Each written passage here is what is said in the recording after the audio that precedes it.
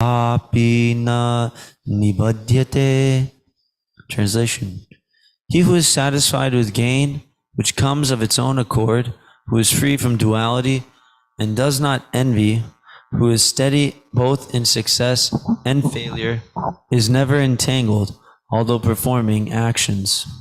Text 23. Gata sangasya muktasya jnana vipastitas chetasaha yagyaya charatrat karma samagram praviliyate. Translation: The work of a man who is unattached to the modes of material nature and who is fully situated in transcendental knowledge merges entirely into transcendence. Text 24. Brahmarpanam brahmahavir brahmagno brahmanahutam brahmaiva tena gantavyam brahmakarma samadhina.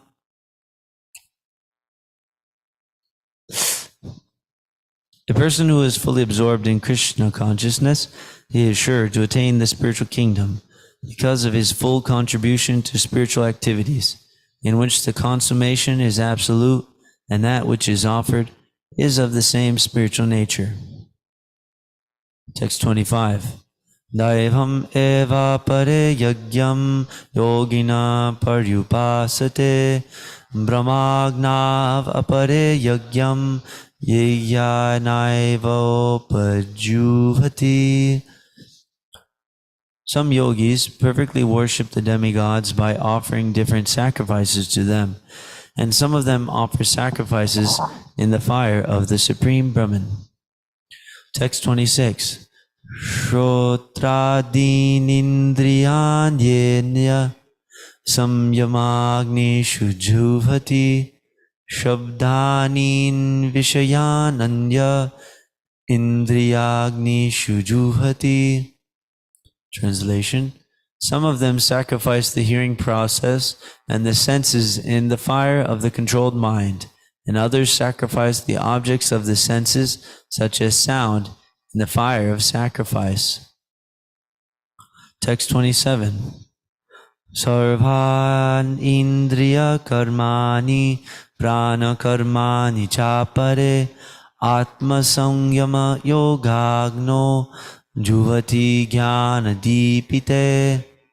Translation: Those who are interested in self-realization in terms of mind and sense control offer the functions of all the senses, as well as the vital force, breath, as oblations into the fire of the controlled mind. Text 28. Dravya yagyas tapo yagya yoga yagyas tatapare svadhyaya jnana yagyash cha yataya samshita vrataha. Translation: There are others who, enlightened by sacrificing their material possessions in severe austerities, take strict vows and practice the yoga of eightfold mysticism, and others study the Vedas for the advancement of transcendental knowledge. Fantastic. Text 18, page 233. One who sees inaction in action and action in inaction is intelligent among men, and he is in the transcendental position, although engaged in all sorts of activities.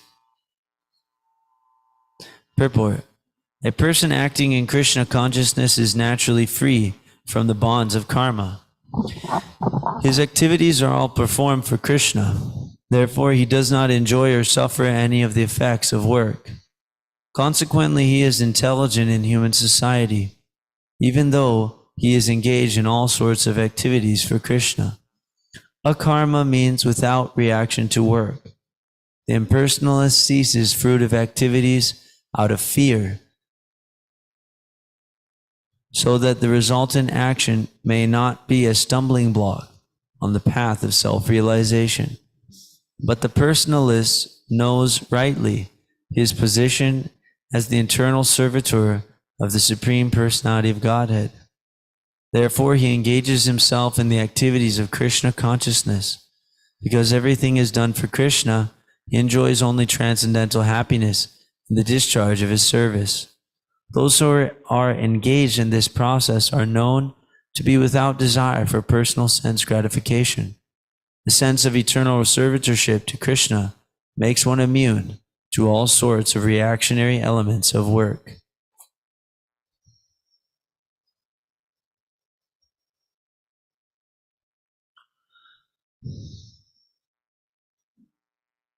So the bonds of karma do not affect the person in Krishna consciousness. And out of the human society, this person is the most intelligent. And this society, International Society for Krishna Consciousness, is meant to be a class of brahmanas, or persons who know what is Brahman. They actually have absorption into spirit. And Prabhupada points out the difference between these persons, that the impersonalist, he ceases the fruit of activities because he's afraid, that he wants to actually cease his personality because all his experience with being a person is actually more or less unfortunate. So that person is afraid. This was actually spoken earlier in this series of verses, Bhagavad Gita chapter 4 text 10, which we covered yesterday. Vita raga bhaya krodha manmaya mam upashita bahavo jnana tapasa puta madbhavam agata. Being freed from attachment, fear, and anger, being fully absorbed in me and taking refuge in me, many persons in the past became purified by knowledge of me. And thus they all attain transcendental love for me. So,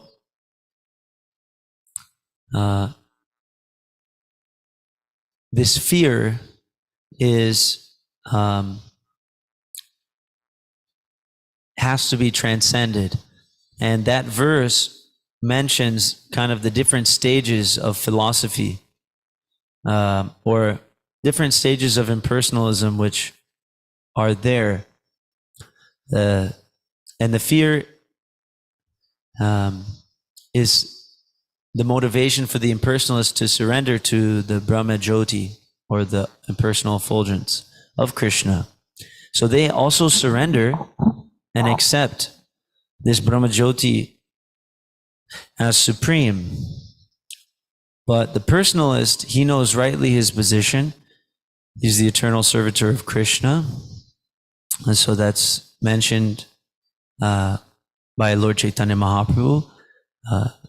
Jivera Swarupa Hoy Krishna Nityadas, that the eternal constitutional position of the living entity is to serve the Supreme Personality of Godhead. And this is important. This is actually Sambandha Gyan, that we have a relationship with Krishna. And knowledge of that relationship is very potent. And without knowledge of that relationship, all of our activities are actually binding us. And so it's important that we continue revitalizing that relationship or that knowledge of our relationship with Krishna.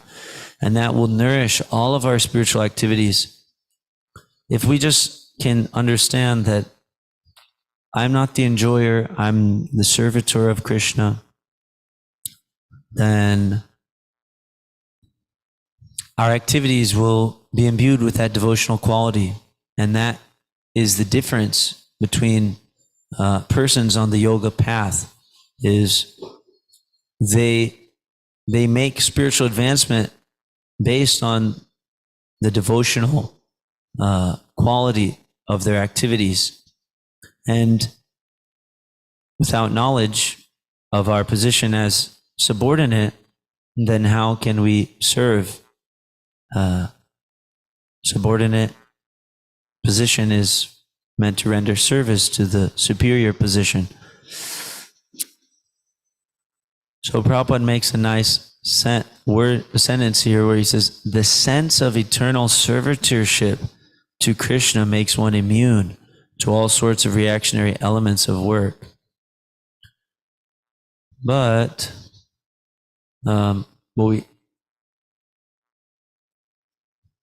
this is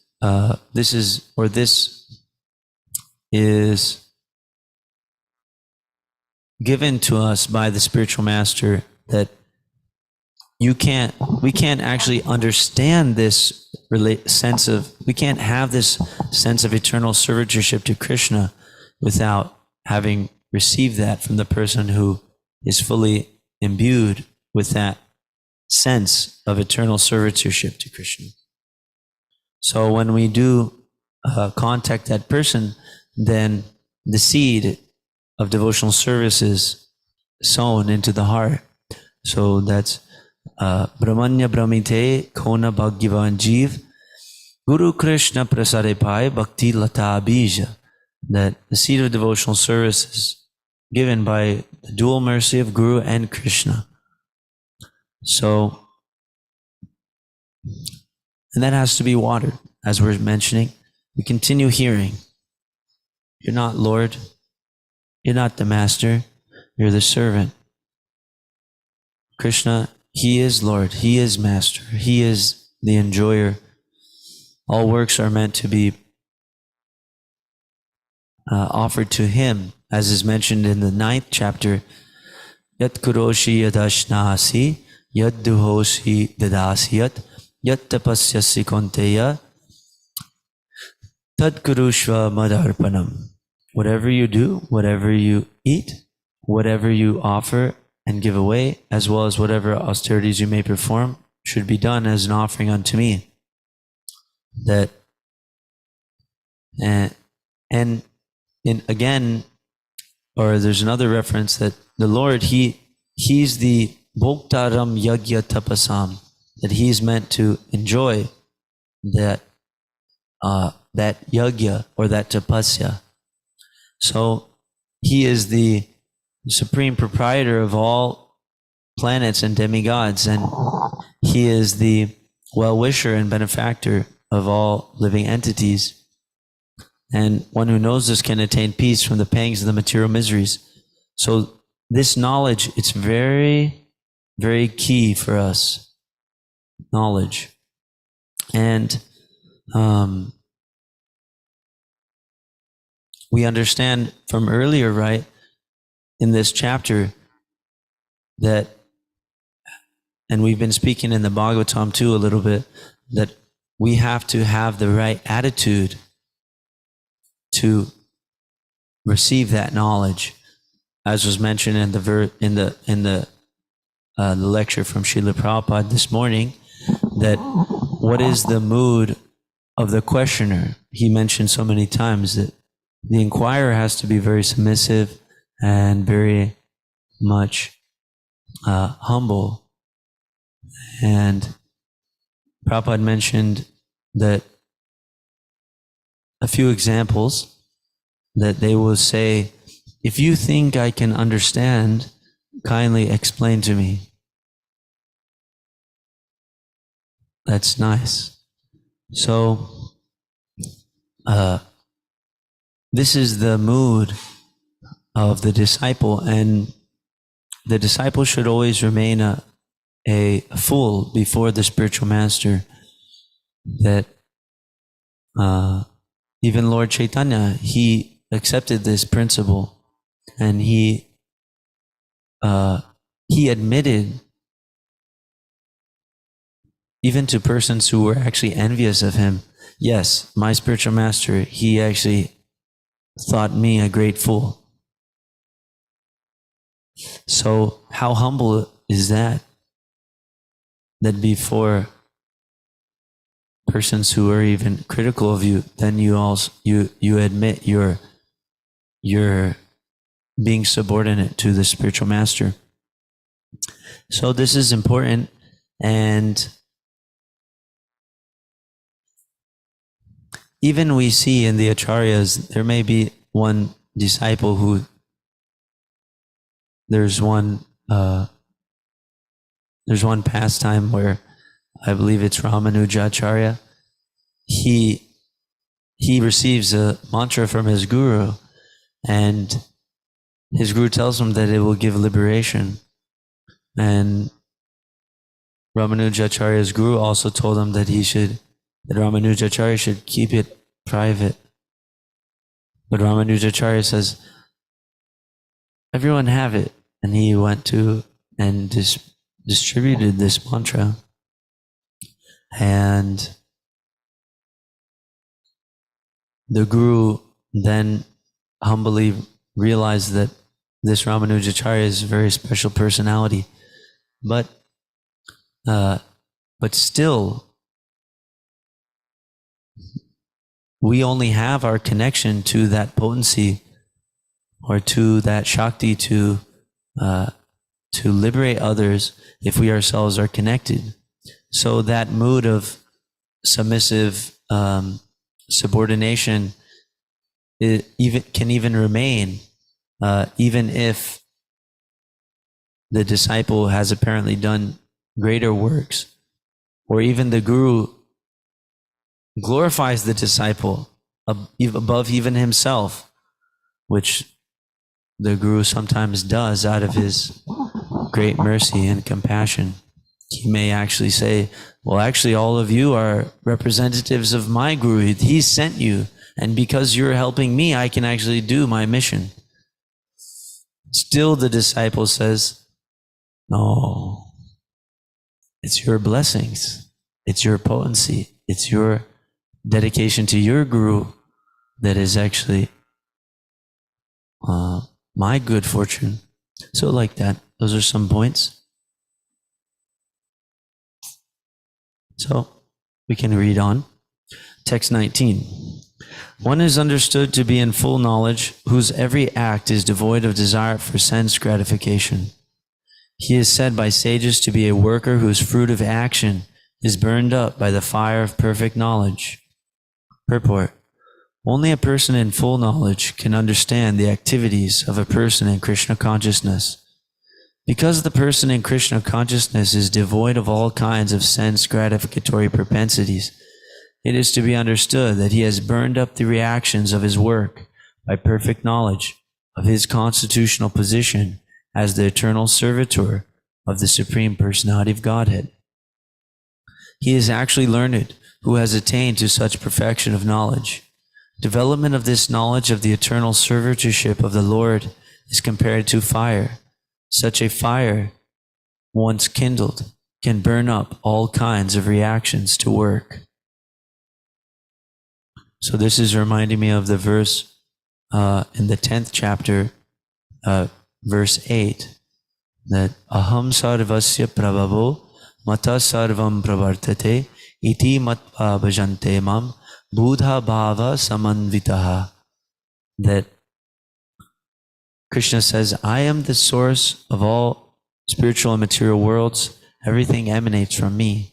The wise who know this perfectly engage in my devotional service and worship me with all their hearts. So this is interesting. I've been thinking about this quite a bit, that perfect knowledge means perfect engagement, right? Worship me with our, what does he say again? Those who know this perfectly engage in my devotional service and worship me with all their hearts. Right now, in our conditioned state, some part of our heart is somewhere else. Mostly, yes, we have a comment.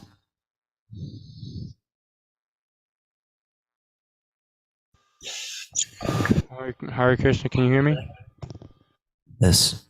Okay, Maharaj would like to make a comment on chapter 4, text 28. There are others, translation, there are others who, enlightened by sacrificing their material possessions in severe austerities, take strict vows and practice the yoga of eightfold mysticism, and others study the Vedas for the advancement of transcendental knowledge.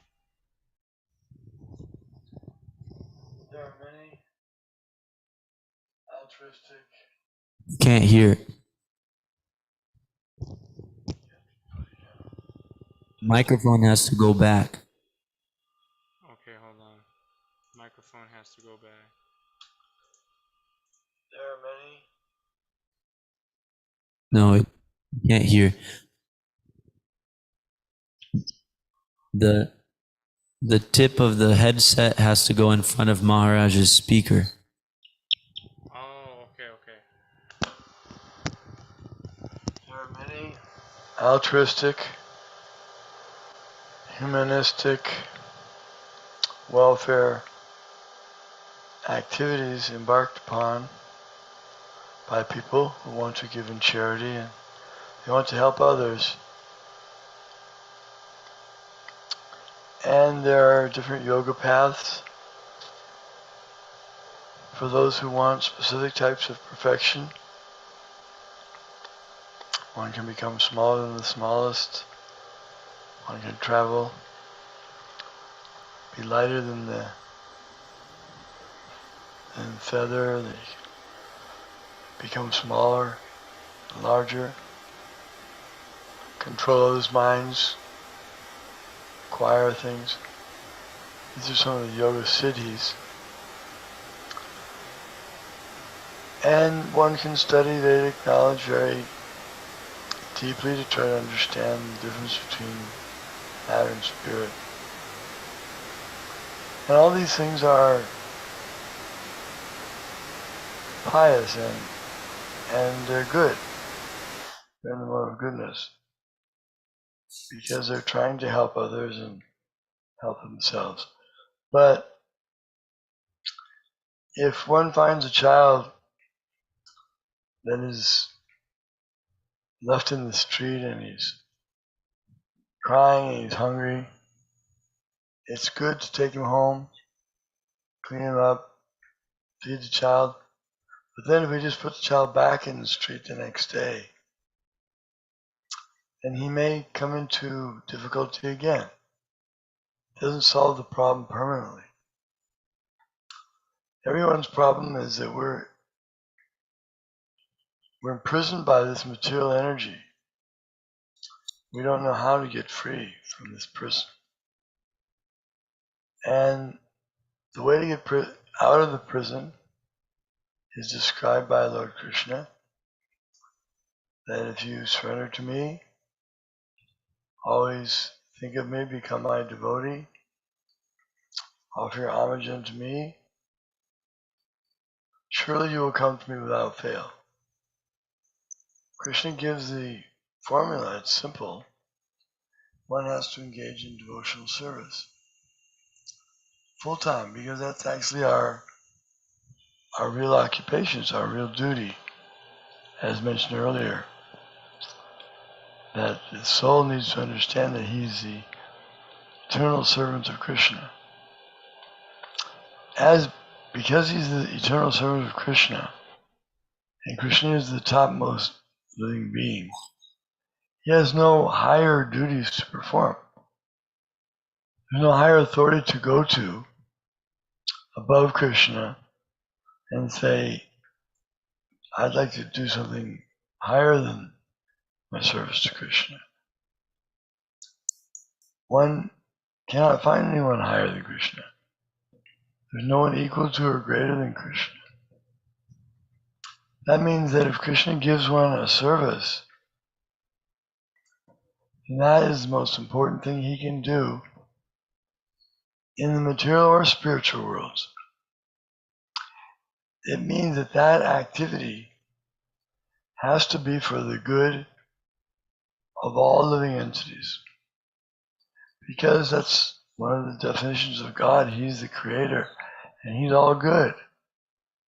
How can he be God and he's not all good? There are some people that try to say they believe in God, but he just can't handle it all, so things don't go well. That's not correct. He's all good and everything's going perfectly the way he has arranged it. Then they may say, well, then why are some people suffering?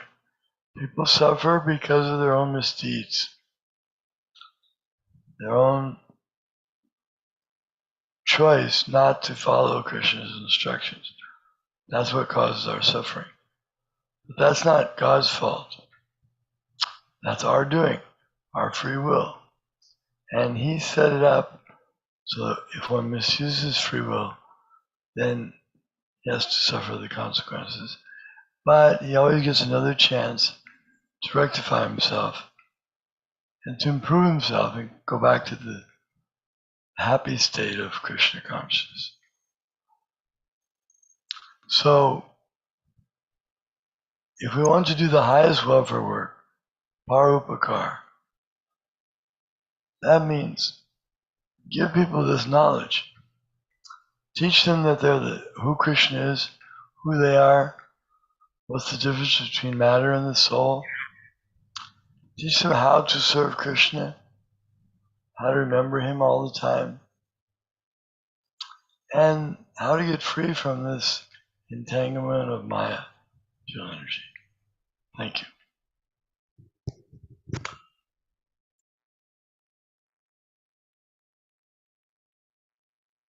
Jai.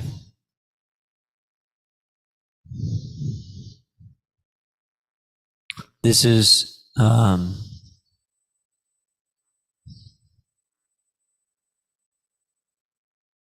the mission, and we have our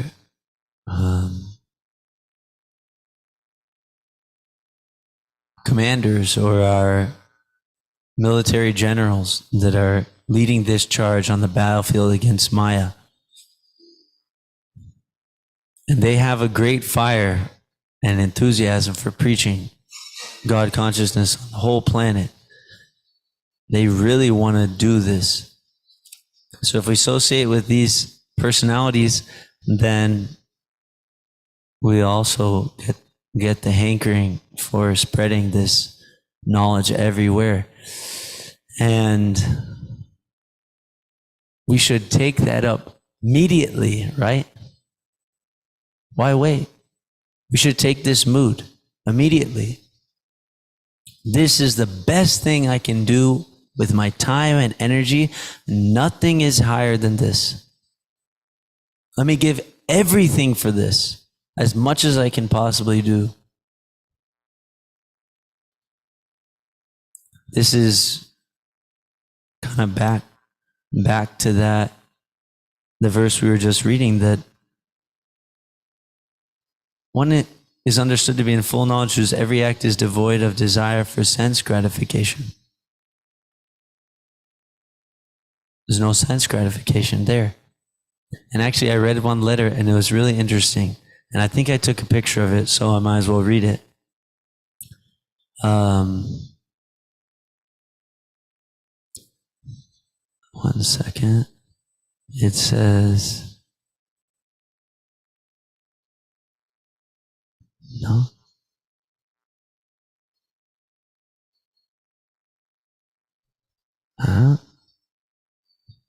One second. Here it is. This is very interesting to me. 75-07.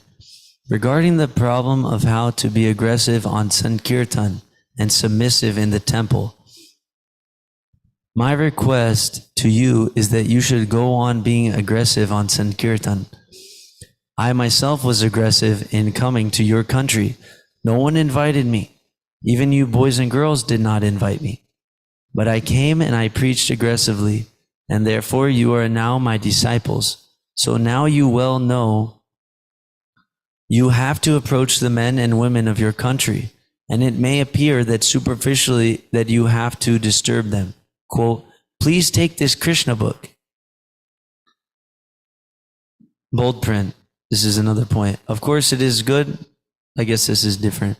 This is a part of the same letter. Of course it is good that you are concerned about being chaste, shy, and submissive amongst your god brothers. Chanakya Pandit said that every man should see all other women as mother And similarly, a woman should see all men as son. So what is your difficulty? If you are completely aggressive on Sankirtan, there should be no material aggressiveness and pride remaining. You have to distinguish between devotees and non-devotees. Aggression for the cause of Lord Chaitanya Mahaprabhu is pure. If you become completely absorbed in such aggression to spread Sankirtan movement, there will be no question of wanting to lord it over in the temple. Preaching purifies us of these material tendencies for sense gratification. It is simply a matter of time that you will see this. Do not worry, Krishna will help you.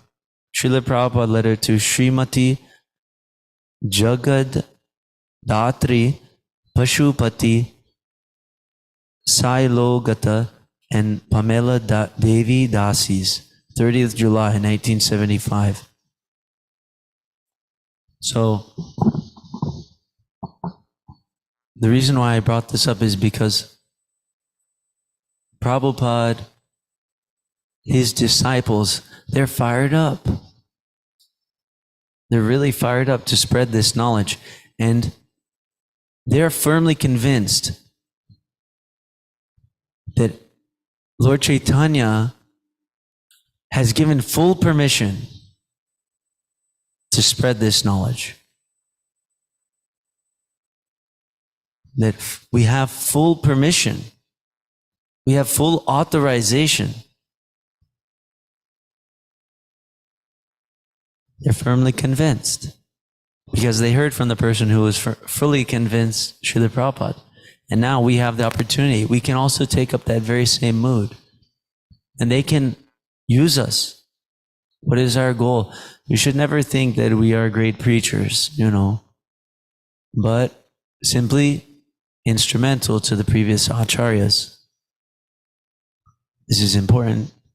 So just like we had mentioned before, the guru or the disciple is always feeling himself subordinate to the guru, even if it seems that he's doing more than his Guru Maharaj had done. And actually, we should understand there is no envy between father and son. That doesn't exist. Father only wants the best for the son. And the son wants the best for the father. Of course, these are healthy relationships. This is like the guru and the disciple. Right? That the guru, he wants my disciple should become fully purified servant of Krishna and deliver the whole world. He should do more than I have done. And the son or the disciple wants all glories to Srila Prabhupada. All glories to the assembled devotees. I wish I was there, but we can be there one day if we continue the process of devotional service. And so nice because it's all laid out and it's a very easy process. Sometimes we say it's difficult. It's both, but actually it's very simple, as Maharaj said. That word we can use very nicely. It's simple, it's straightforward. 9 processes, 24 hours a day. Choose your pick. Whatever you're feeling, whatever you like to do, better stay engaged with something, Okay, let's chant some bhajans. Let's learn a new tune to chant bhajans with the devotees. Okay, let's figure out something new to cook for Krishna. Oh, let's chant a little kirtan. We'll go on a japa walk. I'll go with my friend to the store to get some groceries, and while we're out, we'll share some books. Whatever it may be. So many endless engagements. And it's joyfully performed. When we're in the right consciousness, we're having a good time. And actually, we want to have a good time, right? Who doesn't want to have a good time? We want to have a good time that lasts, right? All the time, right? No coming down. And if we're going up and down, what's his answer? We haven't gotten high yet. So that's where we're at. That's fine. Let's keep going. So this fire for preaching, sharing Krishna consciousness, it's a special blessing.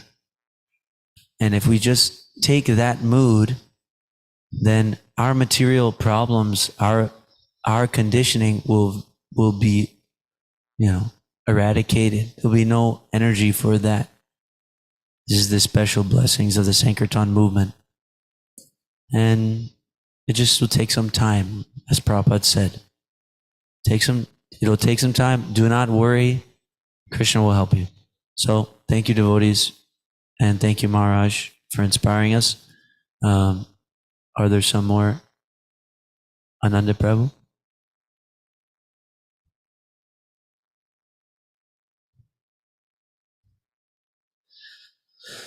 Hare Krishna, Krishna Krishna, Hare Hare, Hare Rama, Hare Rama, Rama Rama, Hare Hare, Hare Krishna, Hare Krishna. So I was going to make a comment on one of the first verses you made. I think it's the first one and the second one.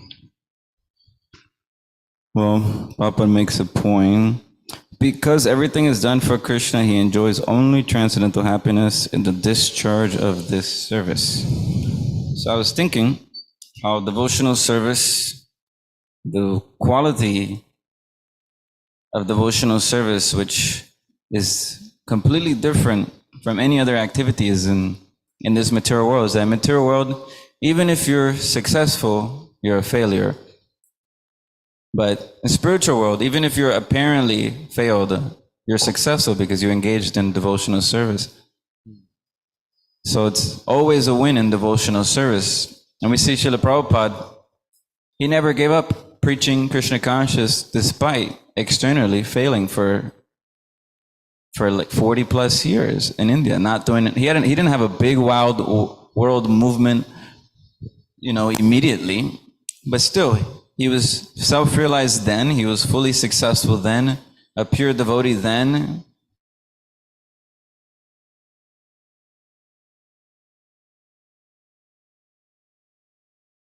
Many mistakes, but the fact that he wanted to please Krishna and follow the order of the spiritual master and desire to do it sincerely, not for his own enjoyment, because you saw that the evidence was that he continued. It wasn't for his own enjoyment. It wasn't like people were coming up to him and surrendering to him and washing his feet and putting a garland on him. No, he was satisfied because he was following the order of the spiritual master and he had some service. So this is the big difference between any mundane activity in this world, is that even if you're successful, because it has nothing to do with Krishna, you're a failure actually. But in material world, in spiritual activities, even if apparently you don't make it or it's not successful, because if you did it actually for Krishna, not for your own sense enjoyment, then you're actually successful from the very beginning. So I was appreciating that thought came to me while you were reading this point. Hare Krishna. Yes, I heard one letter where Prabhupada says, I think it's to Gopal Krishna Maharaj, that he said, your success is your sincere desire to serve Krishna. Now, we have to learn what it means to be sincere, right? But more or less, to be sincere We want to be, you know, we want to be humble. We really want to be humble. We really want to be Krishna's servant. We really want to kick out Maya. We really want to actually serve, you know, the devotees. We really want to, you know, become purified. We really want to follow. But this is the whole science, is we're trying to learn how to boil the milk and get more and more sincere than we were yesterday. And it's working. So, okay, devotees, you have a quick comment, Prabhu? You can finish us off. I like how you said if we're still going up and down, that means we haven't gotten high. Yes. I could say a lot more to substantiate that, but I like that, so thank you. Yes. But one day we'll never come down. Srimad Bhagavad Gita ki jai, Srila Prabhupada ki jai. All glories to the assembled devotees.